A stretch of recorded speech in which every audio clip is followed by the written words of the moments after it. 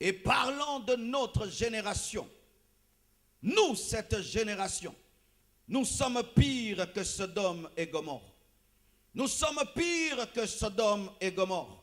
C'est vrai que c'était une ville d'homosexuels et de lesbiennes. C'était une ville dont les péchés avaient atteint les oreilles de Dieu. Mais nous, aujourd'hui, nous sommes pires que Sodome et Gomorrhe. Ils ont voulu coucher avec les anges par ignorance, parce qu'ils ne savaient pas que c'était des anges. Ils ont cru que c'était des hommes. Et comme c'était des homosexuels, ils ont vu des hommes et ils ont voulu faire comme d'habitude. C'était des nouveaux hommes dans le quartier. Ils ont cru que c'était des hommes alors que c'était des anges. Ils ont agi dans l'ignorance. Mais nous, même si nous savons qu'il y a des anges, nous voulons coucher avec les anges. Combien de sœurs ici couchent avec des hommes de Dieu? Ce sont des anges. Tu vois quelqu'un prêcher à la chair, mais tu couches avec lui. Ce n'est pas différent, bien-aimé, que de coucher avec un ange avec des ailes. Car ici, un ange ne prêche pas. Celui qui te prêche et tu te convertis, c'est un homme en chair, c'est un ange de Dieu. Mais dans nos églises, nous avons des sœurs. Ils voient un prédicateur, ils voient un enseignant de la parole et ils couchent avec. Eux, ils ont couché par ignorance. Ils ont voulu coucher par ignorance. Mais il y a des gens qui couchent en connaissant de cause. D'ailleurs, plus tu as l'onction, plus tu les attires. Des sœurs championnes à faire tomber les oins de Dieu. Elles n'aiment que les gens qui ont l'onction. Elles n'aiment que les gens qui prophétisent. Elles n'aiment que les gens qui font des miracles. Quand Dieu commence à t'utiliser, du coup, elles tombent amoureuses de toi. Eux ne savaient pas. C'était dans l'ignorance qu'elles se sont approchées de ces hommes.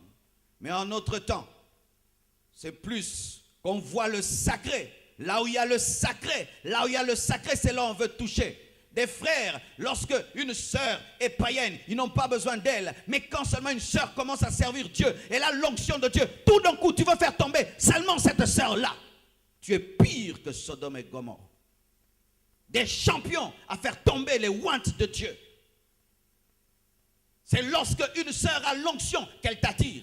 Si elle n'a pas d'onction, elle est pleine de démons, tu n'en as pas besoin. Il faut qu'elle monte spirituellement. Toi, tu choisis les impudiques seulement. Les sœurs qui montent à la chair, qui chantent, qui prêchent, qui modèrent. C'est là où toi, tu cherches l'impudicité. Tu en as fait tomber combien? Des ouins et des ouintes de Dieu. Toi-même, tu le sais. Sachez, frères, sœurs, que tomber avec un homme de Dieu, une femme de Dieu, est une malédiction. Est une malédiction. Une malédiction. Une malédiction. Il peut t'enseigner ce qu'il veut. Non, tu vois, moi j'ai l'onction. C'est une malédiction. Et tous les démons qu'il a chassés dans les corps des gens vont entrer en toi. Car sachez que toute personne qui chasse les démons est combattue par les démons qu'il a chassés. Et maintenant, si toi tu vas t'unir avec quelqu'un qui chasse les démons, qu'est-ce qui va t'arriver?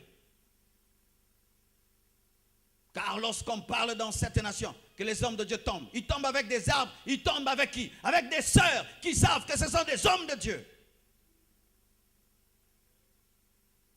Même dans la musique chrétienne, quand quelqu'un n'a pas d'album, on n'a pas besoin de lui. Si de seulement tu fais un album et tu deviens une vedette, c'est là que les sœurs viennent te faire tomber.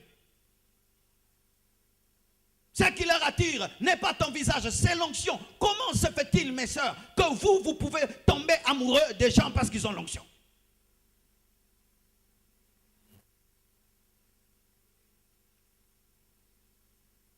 Ils ont voulu coucher avec les anges par ignorance. Ils ont voulu profaner ce qui était sacré par ignorance. Car les anges avaient pris une forme humaine. Ils ont rejeté les paroles de Lot, le croyant rétrograde, mondain, charnel, qui conserva malgré tout la parole de Dieu, en partie dans sa vie et dans sa bouche. Et je crois qu'il le méprisait. Comment tu peux nous prêcher? Qu'est-ce que tu fais ici? Qu'est-ce que tu fais ici? Tu nous prêches, mais toi-même, qu'est-ce que tu fais ici? On peut dire qu'ils avaient un peu raison de s'opposer à Lot, parce qu'il était dans la compromission. Mais est-ce que nous avons raison de nous opposer à Jésus? Est-ce que nous avons raison de nous opposer à Jésus? Mais notre génération, notre génération perverse. Nous avons l'homosexualité des sodomites. Nous avons le lesbianisme des sodomites. Mais nous voulons aussi qu'à l'église, on puisse bénir l'homosexualité et les lesbiennes. Eux, ils n'ont jamais demandé à l'autre de bénir leur homosexualité, à Dieu de bénir leur homosexualité. Mais cette génération veut que les homosexuels entrent à l'église et que le pasteur les bénisse. Je préfère mourir que bénir des homosexuels. Je préfère qu'on me mette en prison. Et je dis à tous les hommes de Dieu qui sont aux États-Unis, comme ces images passent dans le monde entier, si vous êtes des vrais hommes de Dieu, faites-vous arrêter.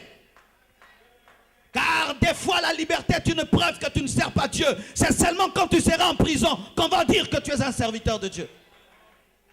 Je les bénis de peur qu'on ferme l'église. Qu'on la ferme, est-ce que c'est ton église? Et aujourd'hui, on demande aux hommes de Dieu de bénir. Il y a des lois où il faut bénir les mariages homosexuels. Dans les églises, on bénit. Pire que Sodome et Gomorrhe. Aujourd'hui, les gens sont dans la bestialité. Tu vois une femme avec un chien, tu penses que c'est son chien alors que c'est son mari.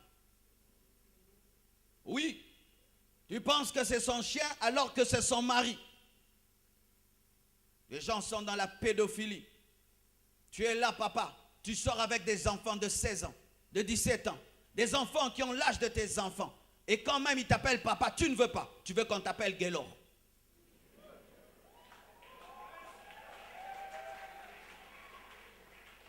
Cette fille avec laquelle tu sors, elle a l'âge de ta fille. Elle a l'âge de ta fille. Elle a l'âge de ta petite sœur. Mais ce matin, tu es là en train de prier, en train d'adorer. Pire que Sodome et Gomorrhe. Les gens sont dans le travestisme. C'est-à-dire un homme, il décide de devenir une femme décide de devenir un homme. En Europe, si tu rencontres quelqu'un, tu dis, tu es qui vraiment? Parce qu'il se peut que tu veux coucher avec une femme et c'est un garçon. Et vous allez vous battre là-bas. Aujourd'hui, les gens décident, je suis fatigué d'être un homme, je veux être une femme. Je suis fatigué d'être une femme, je veux être un homme. Pire que Sodome et Gomorrhe. À Sodome et Gomorrhe, personne n'avait fait cela. Aujourd'hui, nous avons des travestis. Aujourd'hui, la pornographie. Bien-aimés frères et sœurs, j'ai fait une émission où seulement je parlais de la présence de Dieu. Du coup, Dieu m'a dit, parle de la masturbation et de la pornographie. Et je suis entré dans une parenthèse de 10 minutes. J'ai reçu plus de 300 SMS. Des gens qui vivent dans la masturbation et qui prient. Des gens qui vivent dans la masturbation et la pornographie et ils prient. Il est devant son laptop, tu penses qu'il est en train de regarder des choses. Il est dans des films pornographiques. La nuit, au lieu de prier, dans des films pornographiques. Dans vos téléphones, des films pornographiques. Dans vos laptops, des films pornographiques.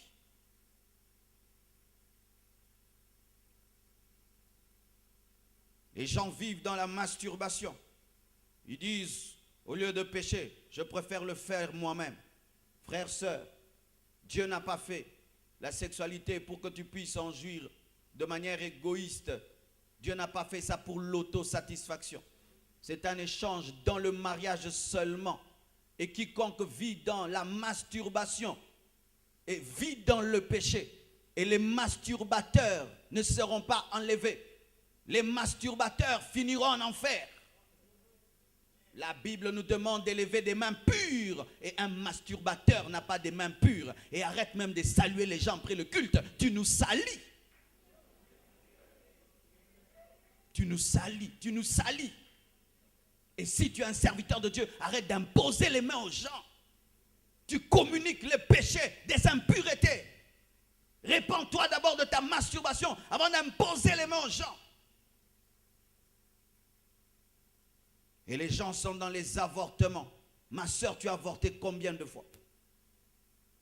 Combien de fois? Des jeunes filles qui ont déjà avorté 7 fois, 4 fois, 3 fois. Vous aimez la sexualité, mais vous n'aimez pas les bébés. Quelle contradiction!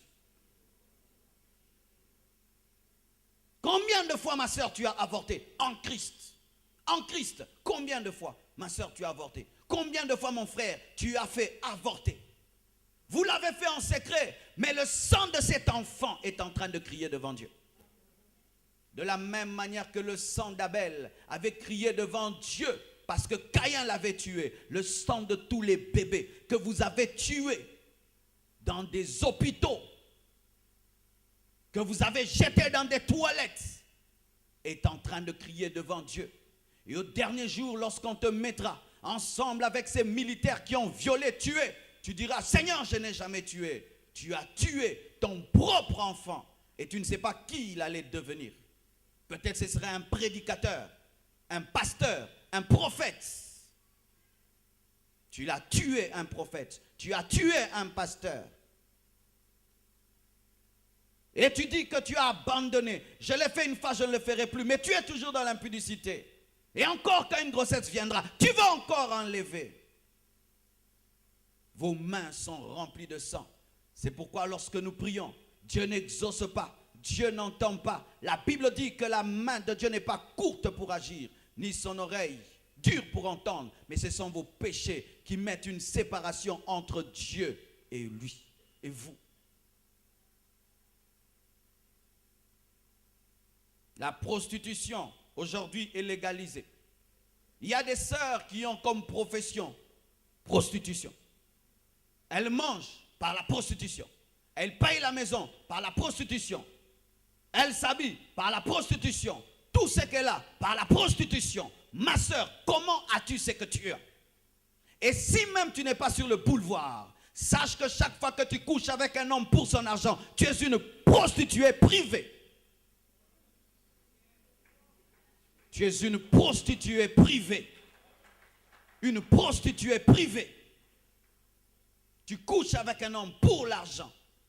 Parce que tu as des problèmes financiers, matériels.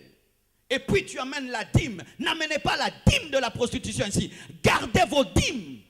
Gardez vos dîmes. Vos dîmes de la prostitution. Gardez cela. N'amenez pas ici. Tu vis dans le péché. Et puis on te donne l'argent dans le péché. Et puis tu amènes ça ici pour sanctifier l'argent. Bien aimé, ce panier ne sanctifie pas l'argent. Tu dois être saint pour que ton argent soit saint. Sois saint. Non, mais j'ai soutenu l'œuvre de Dieu. Mais j'ai contribué, j'ai acheté ceci. Bien aimés frères et sœurs, nous n'avons que faire de l'argent du péché.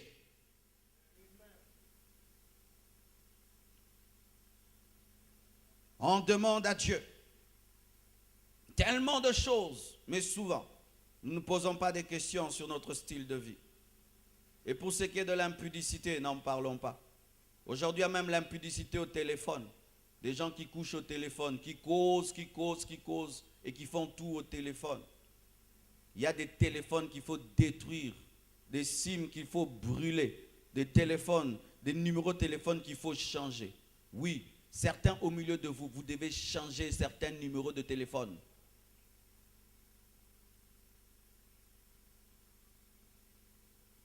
Le péché a battu son record. Je ne pense pas que depuis que le monde existe, il y ait des gens qui ont péché plus que cette génération.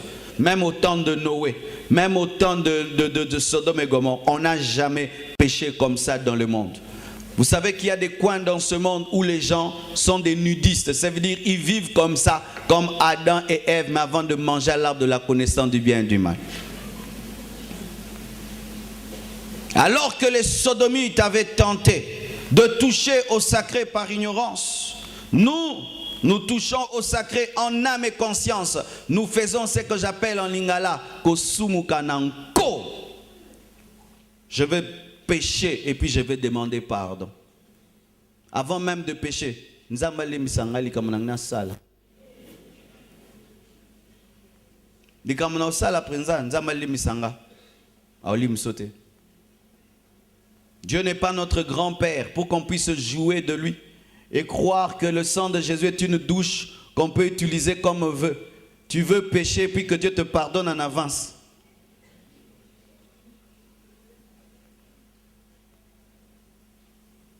Nous péchons dans la connaissance. Pendant un mois, j'avais prêché sur l'impudicité. Et certains, c'est pendant le séminaire sur l'impudicité qu'ils ont commis l'impudicité. D'autres, c'est comme je prêche comme ça. Dans une force, il y a ma benapo quoi les lots. Oui, quand on t'interdit une chose, c'est quand tu dois la faire. Tu as déjà un amour pour l'enfer. Comment se fait-il que lorsqu'on te prêche une chose, c'est quand tu fais la chose? Comment se fait-il que lorsqu'on t'interdit une chose, c'est lorsque tu l'as fait? Il faut beaucoup pleurer pour ton cœur. C'est une grande maladie. Tu as déjà un penchant pour la mort. Les gens sages, ils écoutent et ils changent. Les gens qui s'entêtent, vous vous détruisez vous-même. Car moi, je lave mes mains en vous disant ce que je vous dis. Nous sommes au temps de la fin, frères. Vous penserez que votre dimanche, je l'ai abîmé? Je l'abîme. Qu'il soit abîmé et que vos vies soient changées. Parce que l'église, ce n'est pas seulement des bons cultes. Non, non. Des bons cultes, c'était chaud. Parmi vous, il y a des gens, si on ne prêche pas comme ça, vous finirez en enfer. Frères et sœurs, il y a une différence entre le péché et l'iniquité. Le péché, c'est faire le mal. L'iniquité, c'est faire le mal dans la connaissance. C'est faire le mal en connaissant. Tu as le verset biblique par rapport à ton péché, mais tu le fais.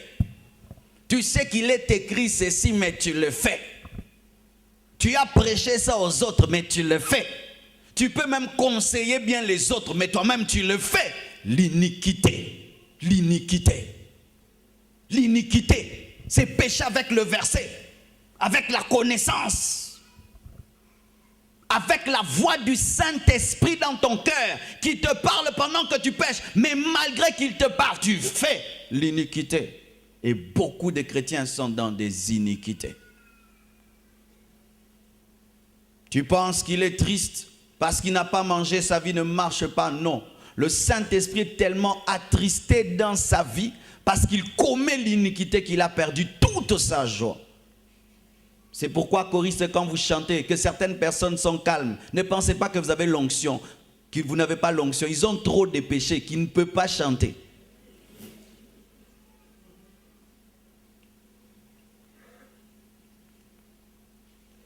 Nous péchons tout en connaissant la parole de Dieu. Nous transgressons volontairement la parole de Dieu. Nous commettons des abominations dans l'église. Dans l'église. Dans l'église. Pas en dehors de l'église. Dans l'église. Nous vivons dans le péché tout en servant Dieu. Tout en servant Dieu. Kangami na koteya me akangami pene kobo akangami na muyima kangami pene koteya akotika koteya te pa kotika ekobo te nyoso mi balazwa.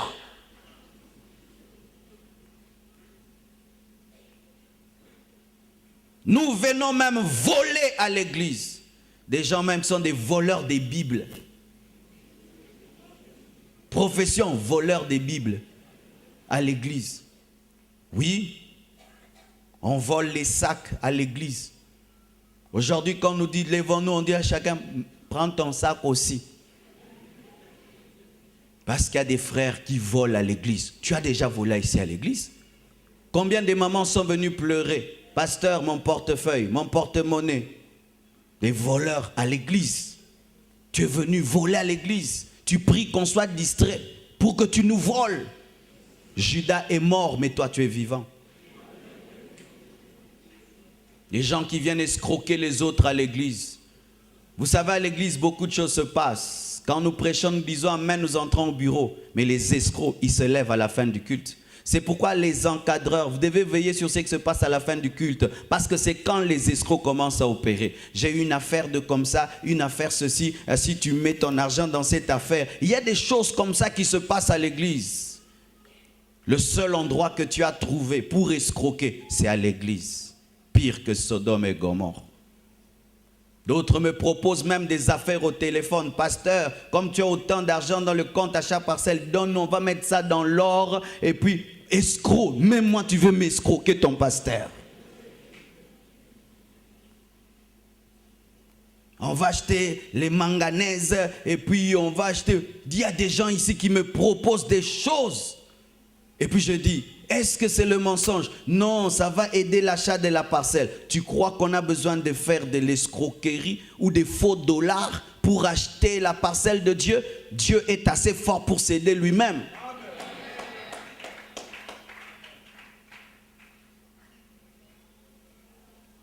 On vient voler à l'église. On vient draguer à l'église des dragueurs chrétiens. Pendant le culte, ils ne se manifestent pas. Mais après bon, qu'est-ce que tu as, frère? Va au boulevard, pas ici. Ici, nous travaillons à changer les vies des gens, à mettre même la parole dans ses sœurs. Mais toi, 5 fiancés, 10 fiancés. Vous, les frères qui avez 10 fiancés, vous êtes des impudiques. 10 fiancés à la fois. Je les teste tous au même moment. Ah bon? Tu es devenu testeur. Frère testeur. Frère testeur. Des sœurs qui ne refusent pas, qui maîtrisent 4 frères au même moment, à droite, à gauche, ils maîtrisent. Nazo encadré bango. Celui-ci donne le lotion, l'autre l'amène au shawarma, l'autre lui achète ceci, l'autre paye le minerval. Des sœurs impudiques. Impudiques à l'église. C'est pourquoi certaines églises, quand elles ferment et les gens pleurent, ne pensez pas que les gens pleurent toujours pour l'œuvre de Dieu. Non, China Soua pays.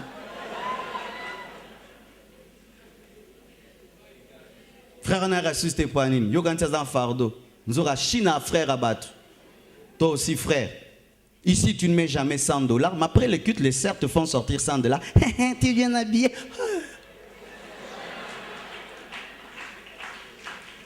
Oui.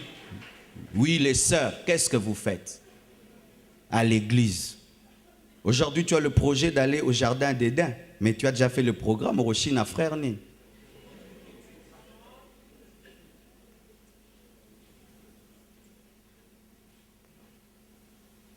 Nous venons draguer à l'église, séduire à l'église, même envoûter à l'église. Chers sorciers, tu n'envoûtes plus dans votre famille, dans votre quartier. Tu quittes le quartier, tu quittes la famille, jusqu'ici à l'église, en train de m'empêcher de prêcher. Est-ce que vraiment tu t'aimes toi-même? Quel niveau de malédiction? Et tu as remarqué, ta vie n'avance pas. Satan ne t'aime pas, il t'envoie dans un endroit où tu seras archi maudit. Je demande à tous les sorciers de vous repentir. Jésus vous aime. Un jour, il va te mettre à nu. Il va te mettre à nu.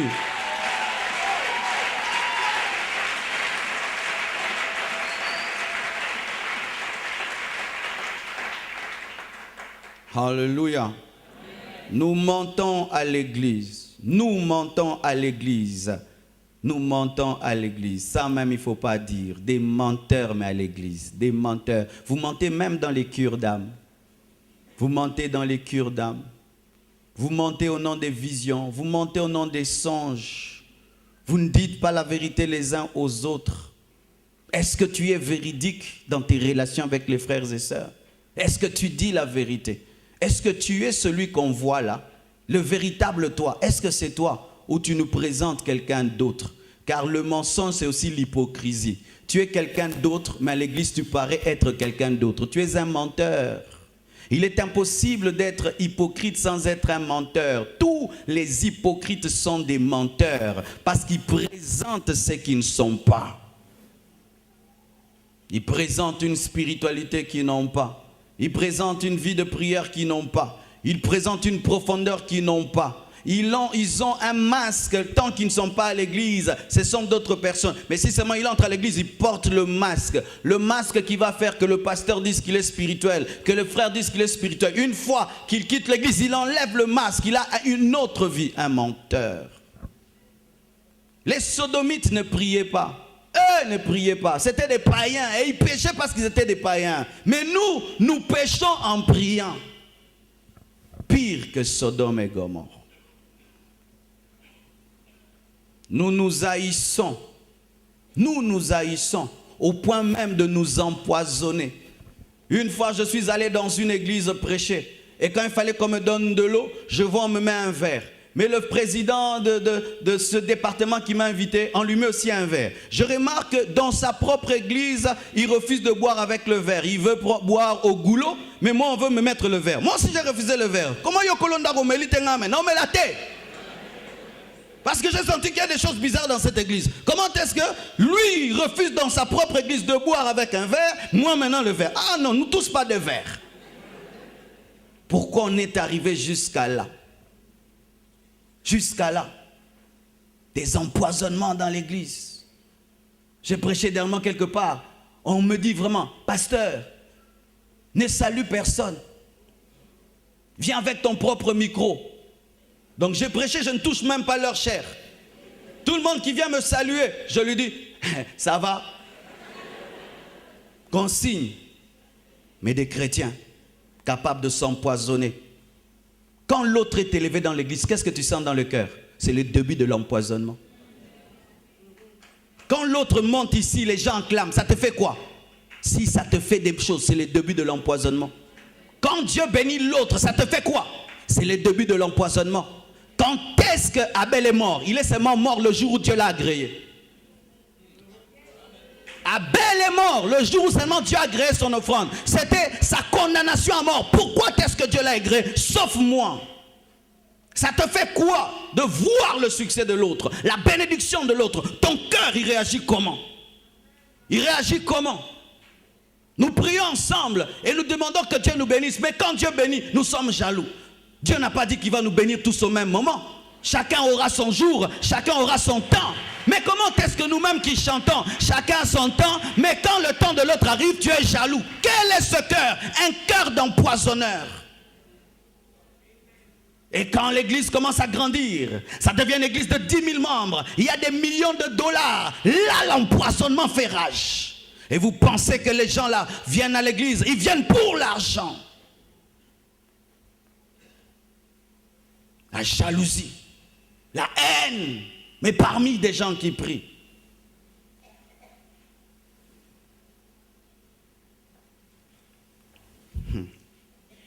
Et ne parlons même pas des médisances.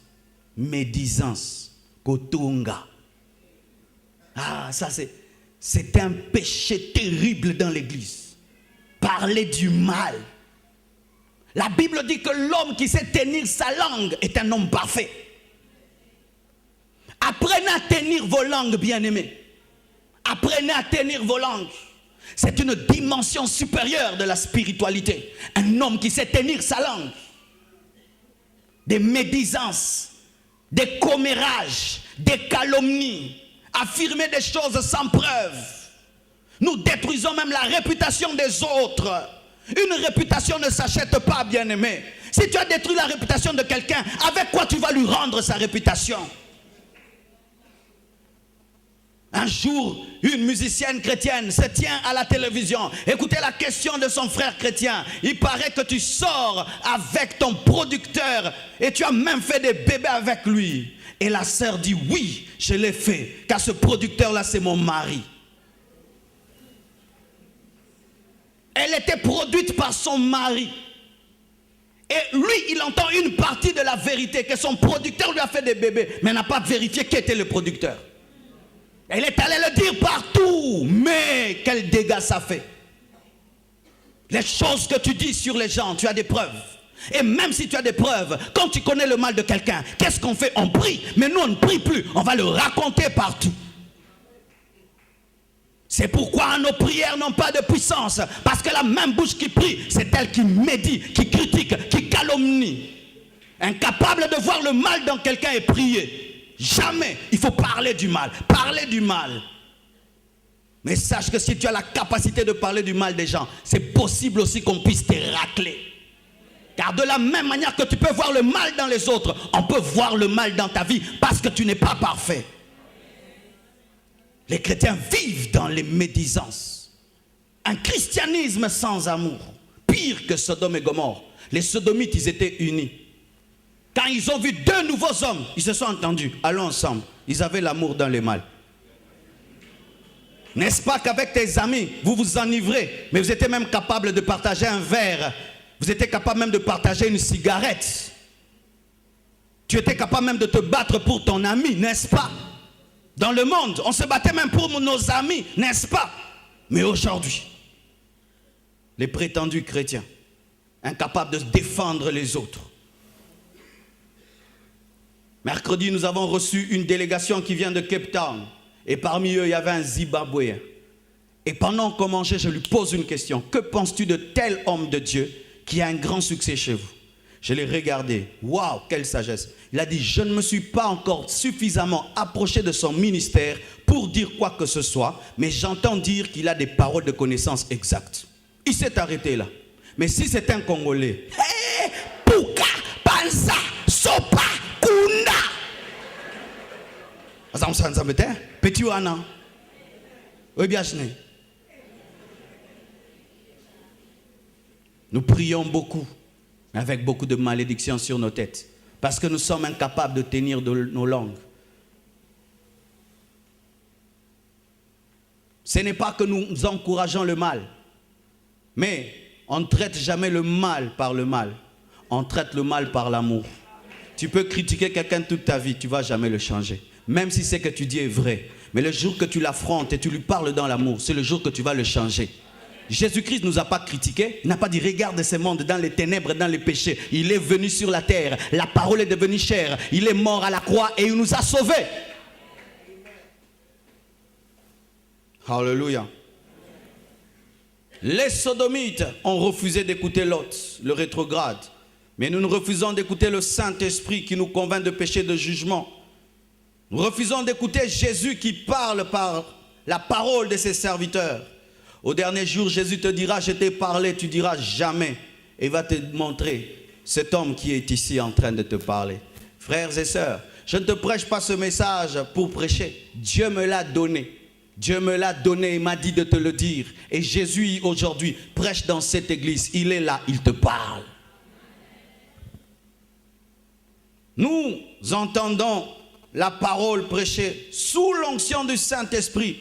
Et malgré cela, nous continuons à nous endurcir dans le péché. Nous voyons des miracles, des prodiges extraordinaires. Dans cette église, on a déjà vu quelqu'un qui est mort. On a prié au téléphone. La personne ressuscitée, elle vient témoigner ici. Vous savez qu'il y a des gens qui n'ont jamais vu une résurrection. C'est un jugement. Dans cette église, en plein culte, on a vu 2 paralytiques laisser les béquilles.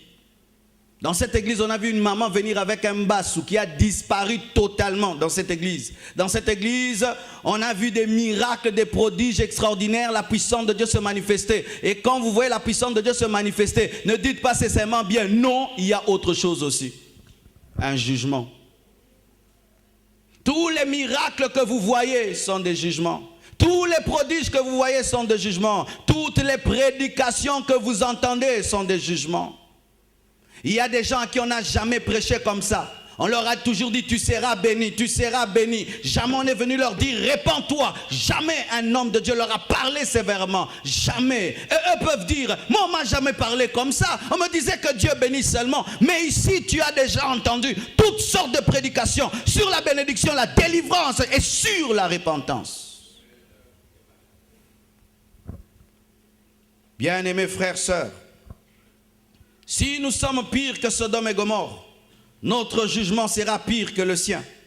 Si eux ont été détruits par le feu et le soufre venant du ciel, nous nous serons jetés dans un étang de feu et de soufre pour l'éternité en enfer. Et nous raterons l'enlèvement.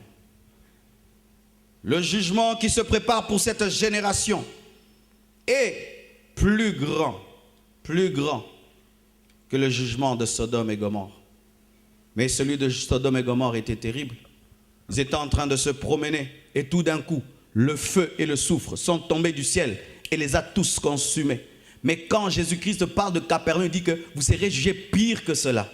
Il y a pire que ça. Il y a pire que ce marché et puis le feu et le soufre vous brûlent. Oui, il y a pire que ça. Il y a l'enfer qui a un feu éternel.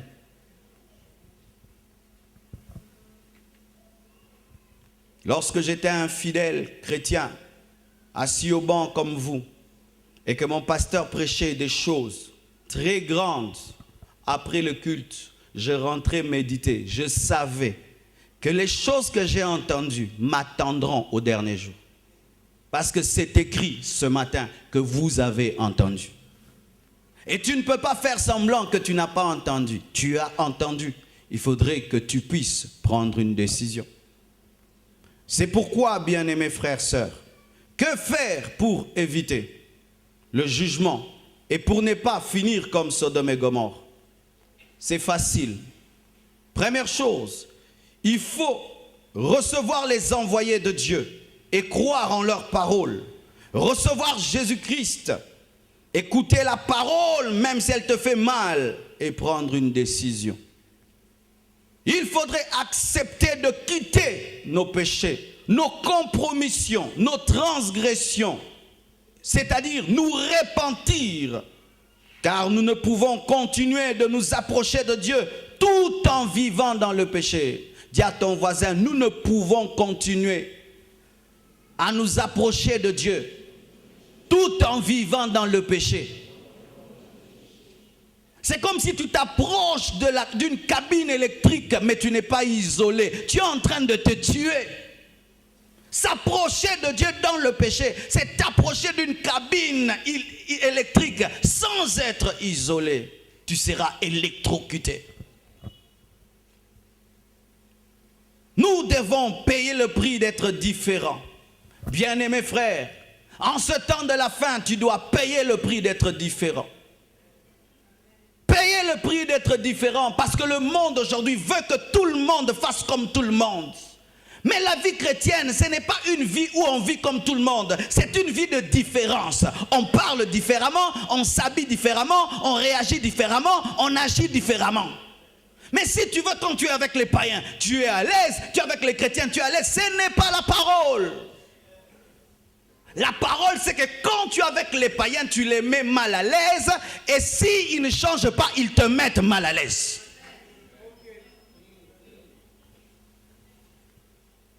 Je ne peux être à l'aise là où on est en train d'insulter Dieu. Je ne peux être à l'aise là où les gens, leur vie, insultent Dieu. Je ferai toujours quelque chose pour les changer. Mais s'ils refusent de changer, je serai mal à l'aise.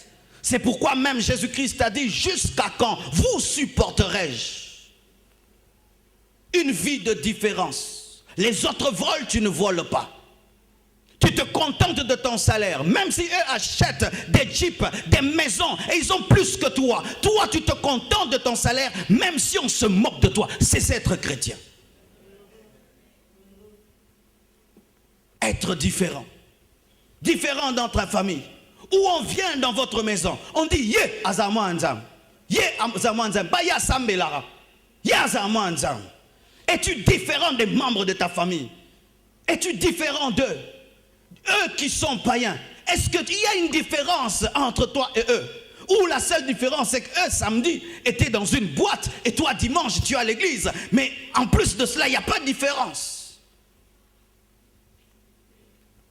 Nous devons nous éloigner le plus que possible de toute mondanité, de tout péché, et nous cacher dans la sainteté.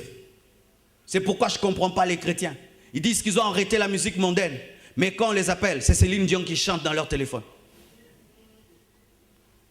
Quand ils regardent la télévision, ils regardent un peu les clips aussi. Ils se rincent l'œil. Mais ils ne mettent pas. Mais ce que mon ami, Atali. Tu étais dans la musique mondaine et quand tu es devant ta télévision, il y a maintenant un clip qui passe, tu ne zappes pas. Tu regardes quand même, mais tu n'as pas mis, hein? Ça s'est mis soi-même. Tu as oublié où se trouve la télécommande. Et tu sens du bien dans ton cœur quand ça joue. Tanto zalaka, te ozakaka. Tanto zalaka biloko mena betiango, si betiango na mtem. Chantant des musiques mondaines dans le cœur, allant dans des fêtes mondaines, mais la musique joue, il est content, mais il ne se manifeste pas, mais dans son cœur, il aime. S'étant pas éloigné pour fuir dans la sainteté. Lorsque Lot est sorti de Sodome et Gomorrhe, il a fui à la montagne, loin de Sodome et Gomorrhe. Sa femme voulait rester dans l'intermédiaire, elle a été transformée en statue de sel. On doit voir que ta vie ancienne, elle est là et toi tu es de l'autre côté. On ne doit pas sentir que tu es en train de flirter avec ta vie passée.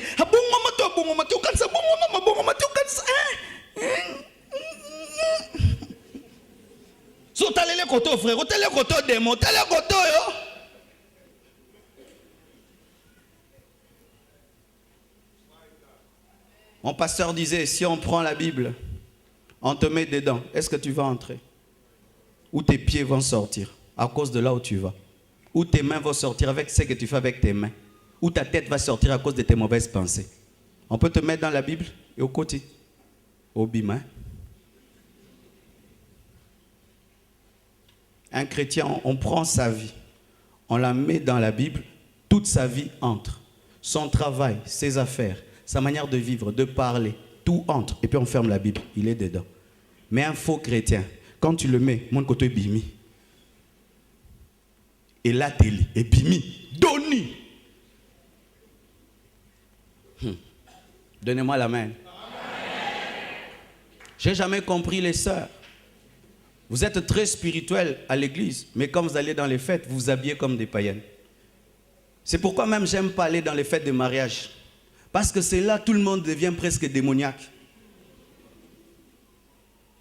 Dernièrement, on a fait un mariage. Il y a des filles d'honneur qui ne sont pas entrées. Pourquoi? Elles pensent que le jour du mariage, c'est le jour où on peut permettre des mini à l'église. Vous voyez? Nous pensons que quand il y a fête, Dieu est endormi. Regardez vos habits de soirée. C'est comment? Mes sœurs, vos habits de soirée. Vos habits de soirée peuvent entrer dans la Bible? Même les habits que vous portez le jour du mariage, ça peut entrer dans la Bible? Mais le jour que j'ai béni les mariages, je ne regarde pas trop les sœurs. Hein? Oh, la télébisso. On porte des trucs jusqu'ici, comme si le jour du mariage, il faut montrer son dos, il faut montrer... Pourquoi? C'est écrit où dans la Bible? Vous êtes mondain. Vous êtes mondaine. C'est écrit où dans la Bible que le jour du mariage, il faut que les filles d'honneur soient sexy? C'est écrit où dans la Bible? C'est pourquoi on va vous prêter des papas comme filles d'honneur, fils d'honneur ou papa d'honneur. C'est écrit dans la parole que parce qu'il y a une fête, tu dois porter maintenant un habit en soie qui dessine ton corps. Et c'est écrit dans la Bible. Des fois quand je vais dans les fêtes, je suis étonné de regarder comment les gens sont. Je dis, qu'est-ce qui se passe ici? Non, c'est la fête. Jésus est distrait. Jésus est distrait. Tout le monde là maintenant peut porter, être sexy. C'est écrit dans la Bible.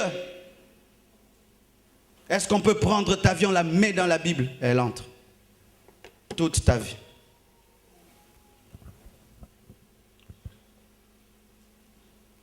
Écoutez ceci, bien-aimés. Nous ne devons jamais regretter d'avoir quitté le péché.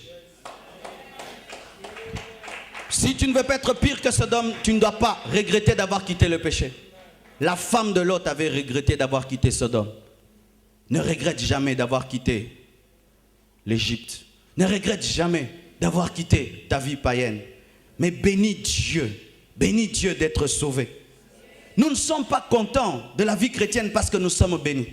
Nous sommes heureux parce que d'abord nous sommes sauvés. Le salut me suffit sans la bénédiction. La bénédiction, c'est le matabisi par rapport au salut.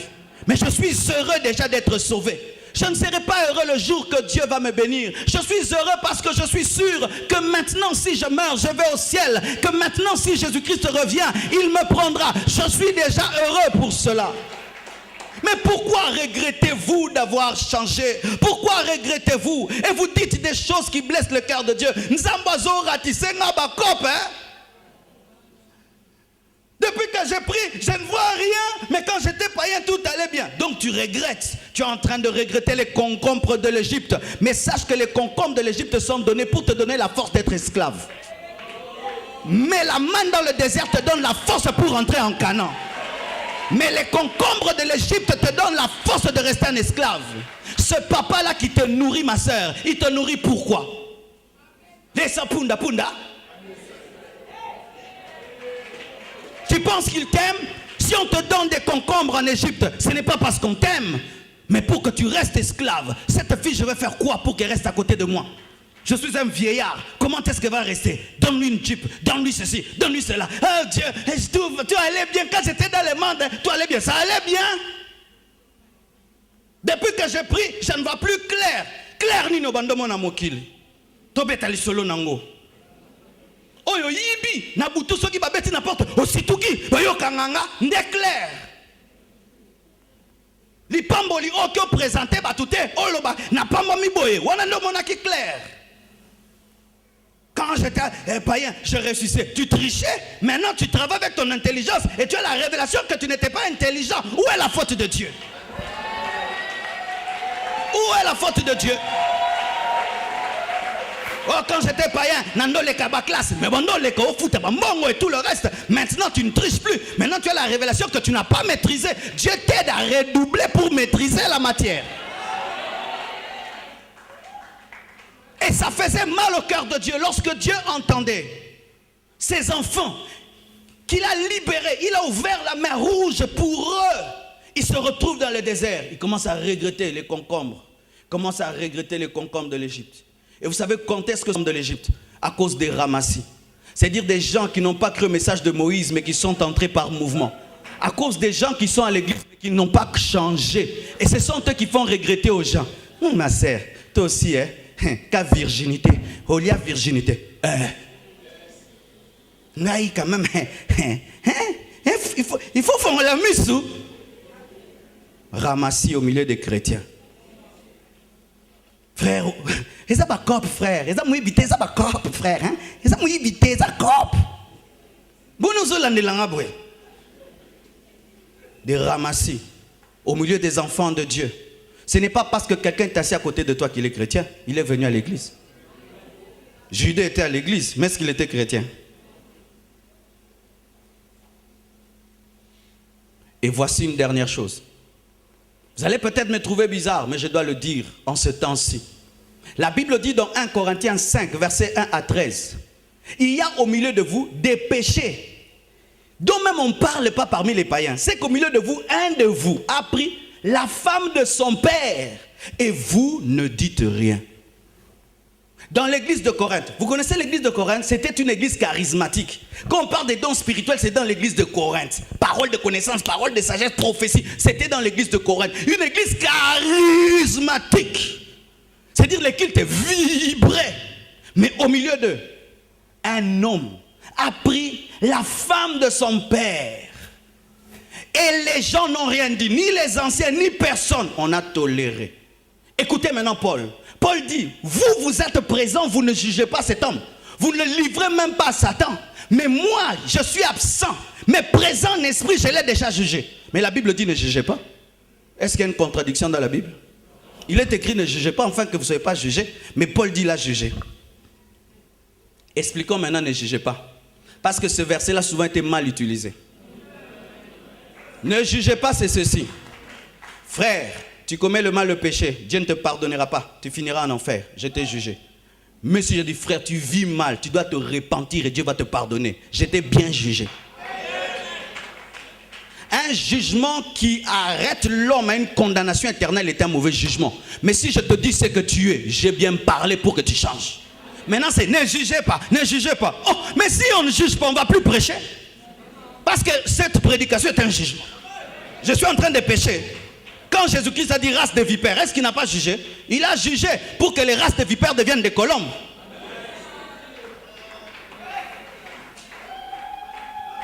Maintenant, Paul dit, il dit, comment au milieu de vous, il peut avoir de l'impudicité plus que chez les païens? Cet homme-là, moi, je devais le livrer à Satan pour la destruction de son corps afin que son âme soit sauvée. Dans l'église primitive, on livrait les gens à Satan. Comment? Ça veut dire que si on sent que ta vie de péché, tu refuses d'abandonner, et on trouve que c'est ton corps qui te fait pécher, on prie que tu tombes malade, que Satan touche ton corps, tu tombes malade, et dans ta maladie tu te répands, tu vas au ciel avant les temps, au moins tu vas quand même au ciel avant les temps. C'est ce qu'on faisait aussi dans l'église Nzambe Malamu. Lorsque quelqu'un s'entêtait dans le péché et on trouvait qu'il va finir en enfer, on priait. On le livra à Satan pour que Satan le touche. Et quand son corps est touché, il a des douleurs dans son corps, il se répand et il est sauvé. Paul, l'apôtre de la grâce, dit livrer les gens à Satan. Il voulait dire quoi? il faut de la discipline dans l'église. Et écoutez maintenant ceci. Il dit, vous ne pouvez pas manger ni saluer quelqu'un qui se dit chrétien mais qui demeure dans l'impudicité. Il interdit ça. De manger et de saluer quelqu'un qui se dit chrétien et qui demeure dans la débauche. Mais nous les saluons. Nous disons même c'est mon ami. Bien-aimé, si tu ne connais pas la vie de ton ami, c'est ton ami. Mais si tu sais que ton ami est impudique, il n'est plus ton ami. Un homme de sainteté n'est pas l'ami d'un impudique. Mais si malgré que tu connais la mauvaise vie de ton ami et tu l'appelles ton ami, tu es devenu impudique.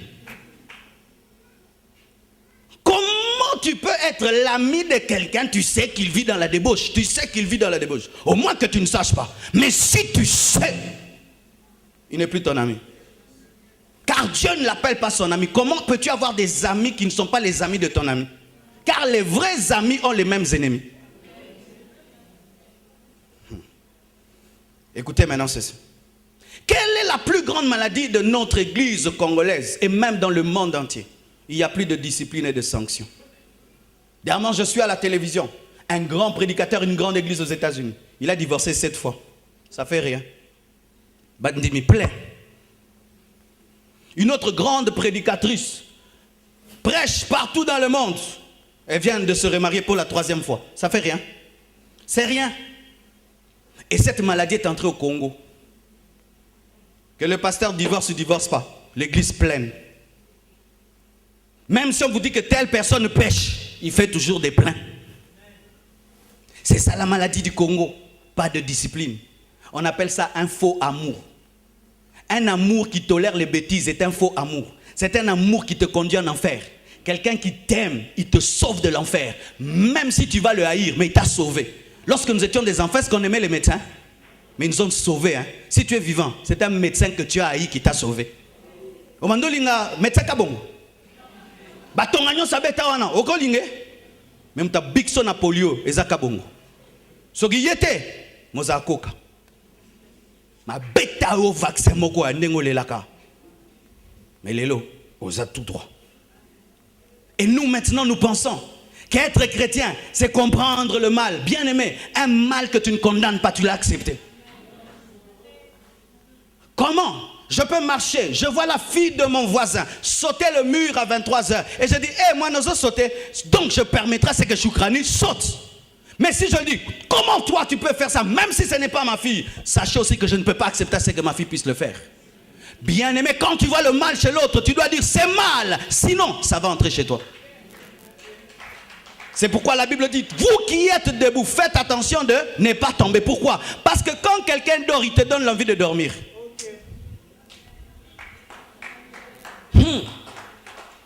C'est pourquoi vous entendez que beaucoup de gens qui entendent trop de cure d'âme et qui font de délivrance pêchent. Pourquoi? Ils entendent trop les gens qui tombent. Et à force de trop écouter, tu peux tomber. C'est pourquoi vous tous qui faites les cures d'âme, quand vous entendez à gauche, faites sortir à droite. Parce qu'à force d'écouter les péchés des gens, tu as envie de faire aussi comme eux. La discipline doit revenir à l'église. Bien-aimé, ne pense jamais que venant ici, jamais on va te suspendre. Ne pense jamais qu'un jour, on ne va pas être dur avec toi. Tu t'es trompé d'adresse. Parce que des fois, pour t'aider, il faut pas mélayo. Et c'est ça l'amour. Que voulez-vous? Qu'on vous acclame quand vous péchez? Qu'on vous dit c'est bon, on continue? Non, Dieu ne nous a pas appelés à cela. Et Paul regrette le comportement de l'église face au péché d'un garçon qui prend la femme de son père. Et il est à l'église. La Bible dit, ôtez les méchants au milieu de vous. Il fallait qu'il soit excommunié. J'ai déjà excommunié un frère de cette église. On lui avait confié la charge de l'affermissement. Et dans les affermissements, il a rencontré une jolie sœur mariée. Très grande détail, très clair. Très mannequin. Il a oublié que c'était une femme mariée. Il a commencé à sortir avec. Et je ne savais pas. Le jour qu'on m'a dit, je l'ai appelé devant les anciens. J'ai dit, on nous dit que tu fais ça. Vrai ou faux? Il a nié devant tout le monde. J'ai dit, frère, vrai ou faux? Je lui ai donné une passe pour qu'il demande pardon. Mais il s'est entêté. J'ai dit, tu es excommunié de l'église. Et jusqu'aujourd'hui. Pourquoi? Parce que les gens ne peuvent pas envoyer leur femme à l'église pour que leur femme soit en danger. Église, femme en danger.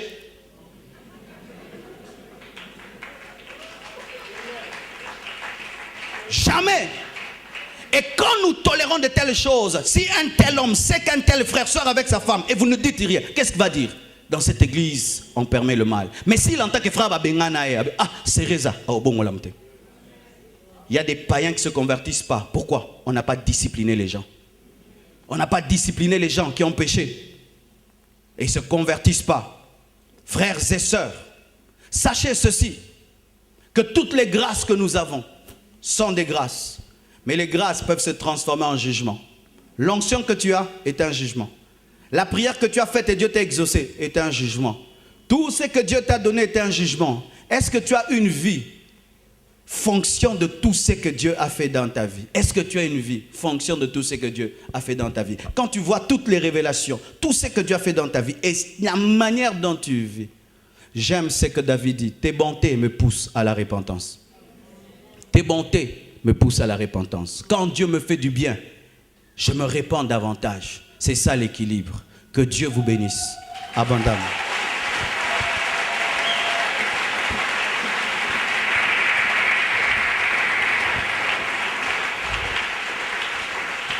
Ne bénissez pas encore la parole. Attendez, vous allez bénir après. Je vais vous dire ce qu'on va faire. D'abord, toutes les personnes qui veulent se repentir, vous allez vous approcher. Nous allons prier.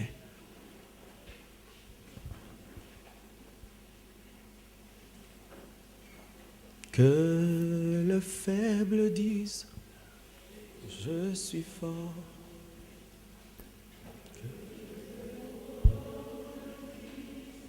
Je suis riche.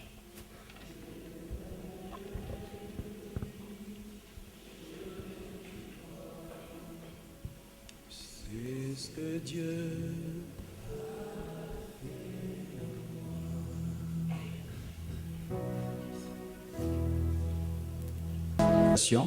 et notre signe de foi sera d'acheter les 600 chaises qui manquent. Vous dites on va les mettre où? On va nous serrer ici, on va mettre des tentes dehors et ces gens viendront. Amen. Donc aujourd'hui, alors que tu bénis ta parole, en soi, pense que tu es en train d'acheter au moins une chaise blanche ou bleue que déjà dimanche, nous allons vous présenter. On va nous amener les paniers. C'est ma contribution aujourd'hui à cette vision. Dieu m'a dit, si tu achètes les chaises, j'envoie les gens. Tu n'achètes plus, je te garde le nombre là. Si tu as la foi que je vais envoyer, achète les chaises. Alléluia.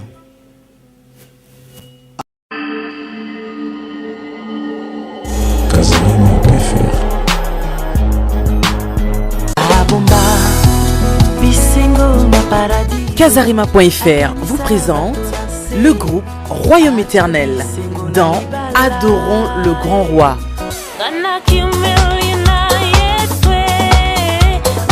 Votre DVD est enfin disponible. Adorons le Grand Roi avec le groupe Royaume Éternel, avec des chants tels que Bénis le mariage,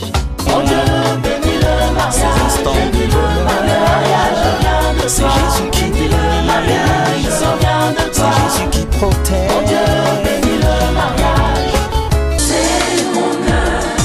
Adorons le Grand Roi, c'est votre DVD. Adorons le Grand Roi avec le groupe Royaume Éternel. Royaume Éternel, c'est votre groupe. Un DVD pour toute la famille.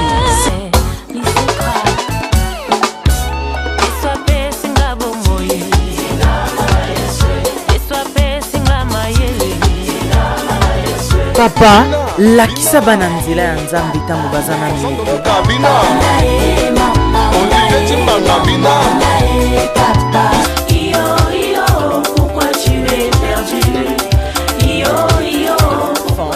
Maman, papa, grand-père, grand-mère, ce DVD est pour vous.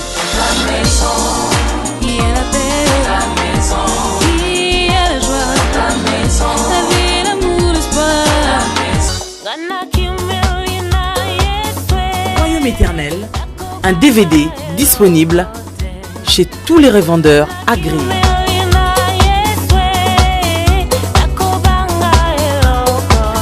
Laissez venir à moi les petits enfants, car le royaume des cieux leur ressemble. Adorons le grand roi.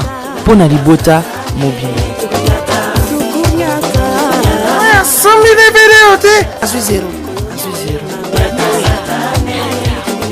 Une bonne nouvelle pour tous les déçus des agences de fret. Capem de retour à Paris. Capem envoie vos colis partout en RDC. Capem, Mukondia Agence. Capem.